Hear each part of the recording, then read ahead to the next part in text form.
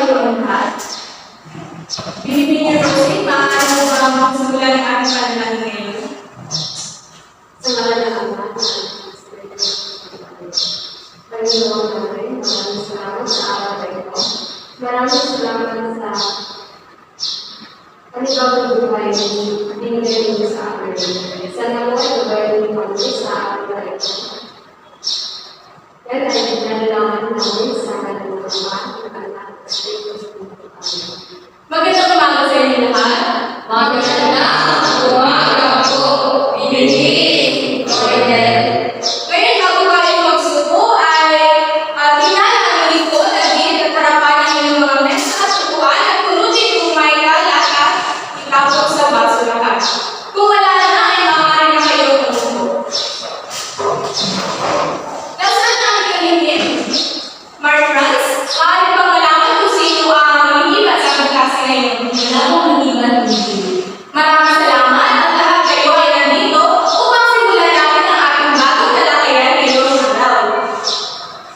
Ngayon, bago tayo magpatuloy, ay dapat ko lang mga limutunin na dapat natin tandaan sa buong talakayan ng nangyayari ngayon. Maaari bang sabay-sabay nito sa akin?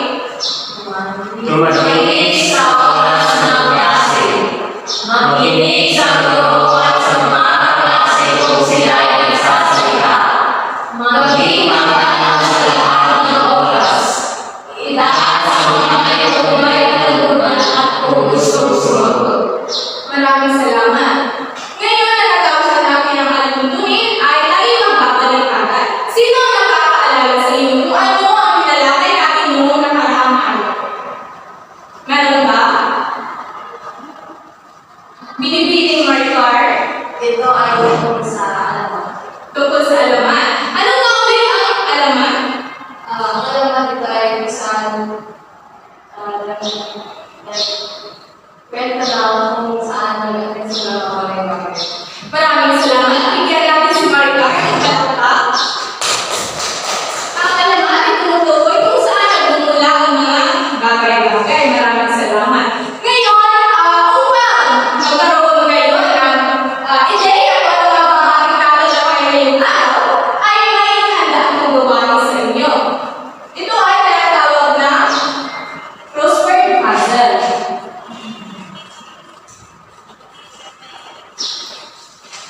At narito ang mga kahulugan ng mga salitang bubuuin dito sa ating crossword puzzle. Isulat niyo muna ang mga kasagutan dito.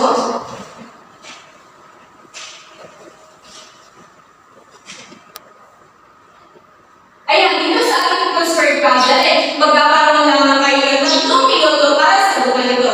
Kung kaya, itong minuto ninyo ay sisimulan.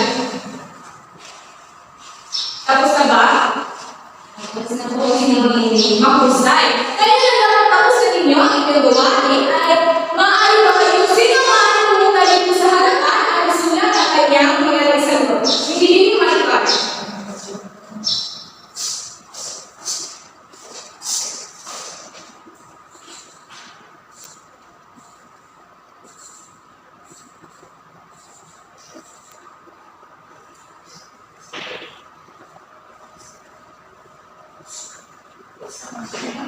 Maraming salamat. Ang unang nagsulat na salita na binibini Maricar ay talaga. Sino naman ito sa pangalawa? Maaari ko na ang lahat ng mga kagunan na dito. Upang mabuo ang mga salita.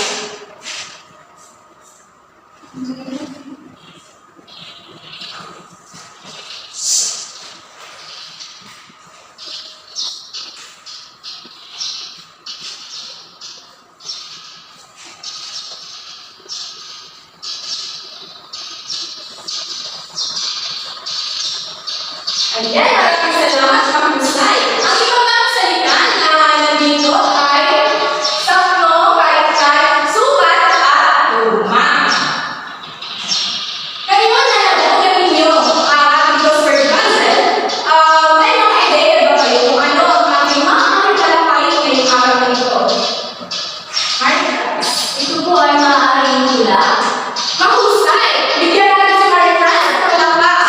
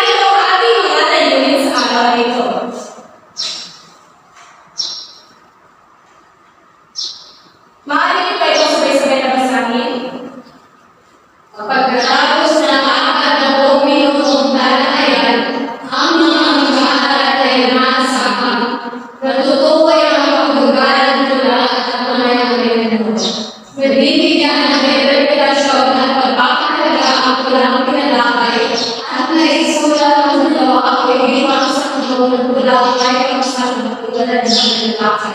Maraming salamat sa pabasa ng ating narinig. Ngayon ay pagbalan natin sa simula ng ating talakayan. Narito kung ano nga ba ang nais pagmakahulugan ng salitang wala. Sino ang gustong bumasa? Yes, Maricar. Wala ito ay ang nananampalikita na binubuo ng kalundod. Ipinapakaya nito ang pagdami ng isang tao. Maraming salamat, Bimini Maricar. Ang wala ay binubuo ng mga kalundod. Ang kalundod ay alam naman natin na ito ang mga linya na bumubuo sa mga sakno. Ang wala rin ay nagpapahayag ng magagandang kaisipan at pananalita sa pamamagitan ng kalundod. Sa pamamagitan ng wala ay naipapalabas mo ang inyong damdamin mga kaisipan at nararamdaman sa isang masining at malikhaing paraan. Ito rin ay nagbibigay din sa ritmo o mga tunog, paglalarawan at mga paraan ng magbibigay ng ugat sa mga salita. Dahil alam mo hindi na bago sa inyo ang wala, at alam ko naririnig niyo na rin kung paano bigas ng wala. Di ba meron itong may pagtaas at pagbaba ng mga boses. Yan. Kaya naman ay tutuloy natin kung ano nga ba ang dalawang anyo na wala. Sino may idea kung ano ang dalawang anyo na wala? Wala? Kung wala ay narito.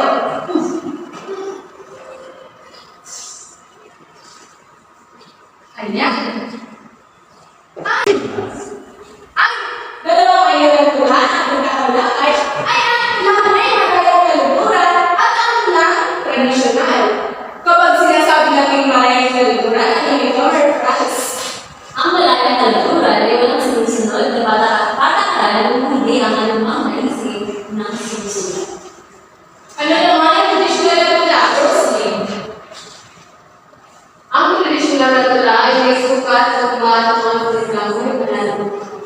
Maraming salamat. Kapag sinasabi natin malayang kaluturan, ito ay tumutukoy sa mula itong sinusunod na patakaran ng mga alulunin. Ibig sabihin, ang sumusulat ay makagagawa ng tula sa kung ano man ang naisip niya. Habang ang tradisyonal na tula naman ay baliktaran sa malayang kaluturan. Dahil ang tradisyonal na tula ay kapag ikaw ay gagawa ng tula, dapat meron itong sukat, meron itong tugma, na siya dapat ilapat mo sa paggawa ng tula. At meron itong mga salita na matalikhaga at may balikan upang mas mapaganda ang iyong paggawa ng tula. Narito ang mga elemento ng tula. Una natin tatalakay ay ang sukat. Ang sukat ay tumutukoy sa bilang ng kantig ng bawat kalugtong na bumubuo sa isang sakno. Halimbawa,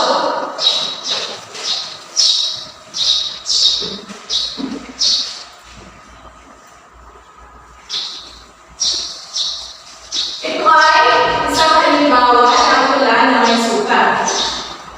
Maaari ko bang basahin, Rosie, ang ating halimbawa ng tula?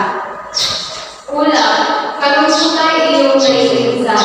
Tuwing ikaw ay aking nasisilayan, ikaw ay di na makasawa pagpaslan. Mga mata ay di maalis sa kagandahan. Maraming salamat. Matutukoy niyo ba kung ano ang sukat ng ating tula? Sino may idea kung ano ang sukat? May narinig ako sa sasabi ko, Bibili Rosie. Tama ang sagot. Ang sagot ay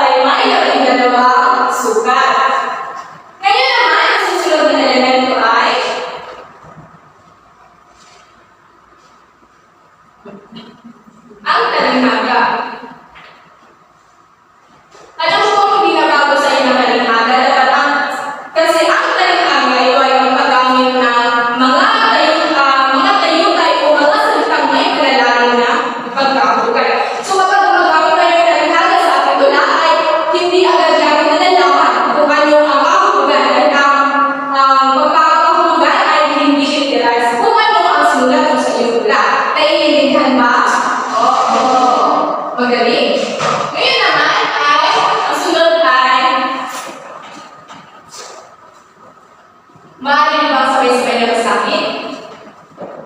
Tumutukoy sa isang grupo sa loob ng isang lugar na may trabaho maraming malulod. Maraming salamat. Dito sa aking halimbawa na ipipresenta, ito na ay isang halimbawa ng kasabno. Ito ay mga grupo ng kaligtod na bumubuo sa isang kasabno.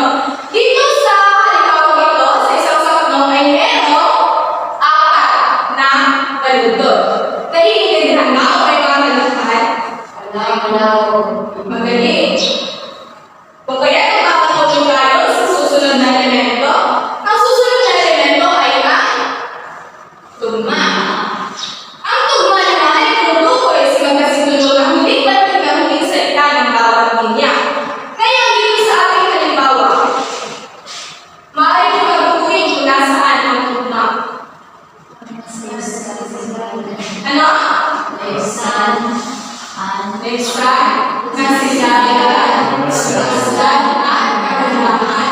Kung ang kinatapansin ay meron itong tugma, ibig sabihin ang tugmang nandito ay ang salita o ang mga litang apat. Naiibsan, nagsisilayan, pagbaslan ang kagandahan. Meron magkasing tunog na may magkasing tunog. Ang magkasing tunog ang huling pantig ng huling salita sa hula. Ang panghuling elemento ay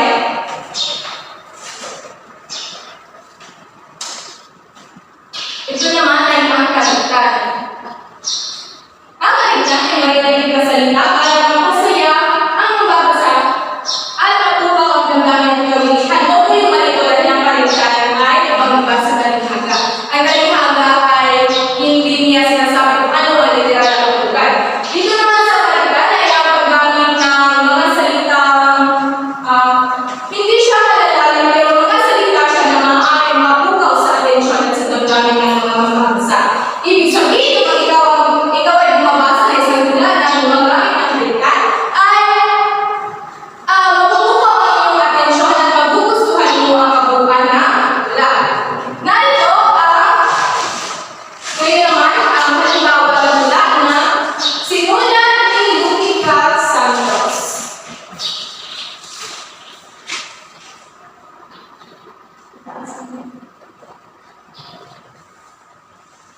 Bibigyan ko kayo ng mga kopya.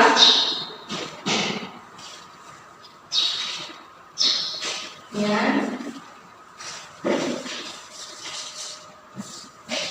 Nariyan ang halimbawa ng susunod ni Lutica Santos sa pinamagandang kabayanihan.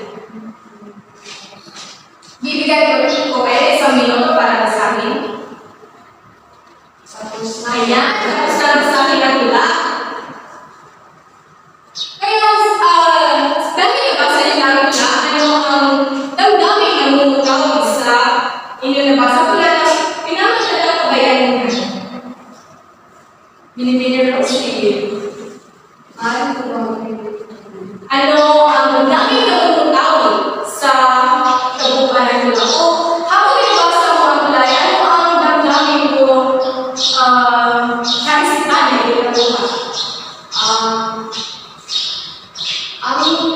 Ito ay patungkol sa pagmamahal natin sa sarili natin. Maraming salamat. Bigyan natin si Rosie ng kalakas. Kaya ang kabayanihan ay tumutukoy sa kabayanihan at syempre ang pagmamahal sa sarili bayan. Ngayon, may mga verifikasyon at mga katanungan ba kayo sa aking pinalakay at patunalin sa aking mga halimbawa? Wala na. Magaling. Kung wala na, ay nagtutulog tayo sa paglalakad. Sa paglalakad ay kayo ay gagawa ng sarili nila. Sa tanong ko ito ay kumuha ka na isang buong papel, simulan ng sarili tula na may paksang katulad sa pinalakay at ilapat ang mga elemento na inyong natutunan. Malaya ka na pumili kung ilang sakno ang inyong gagawin. Ibigyan namin kayo ng 10 minuto para sa gawain. Maliwanag ba ang ganito? Kung kayo ay maaaral na simulan ang paggawa ng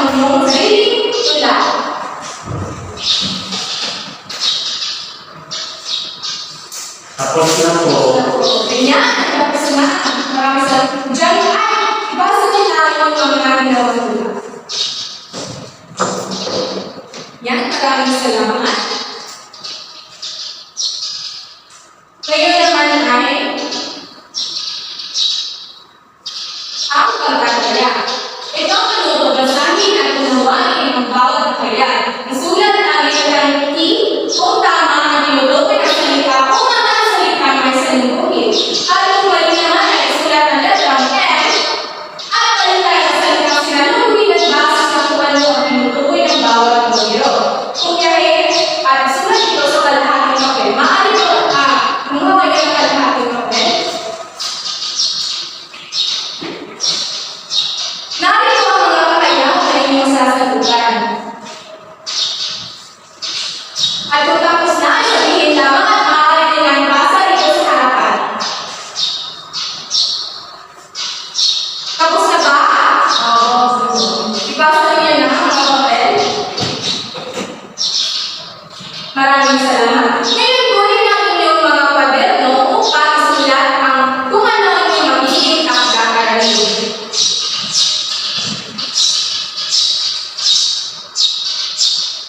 Sa inyong pagkakaraniwan ay kayo ay gagawa ng 4 na sulat na binubuo ng 4 na tuldod. Siguraduhin na mayroon yung sulat, maalitan at nakagagamit kayo ng mga salitang katatalaga.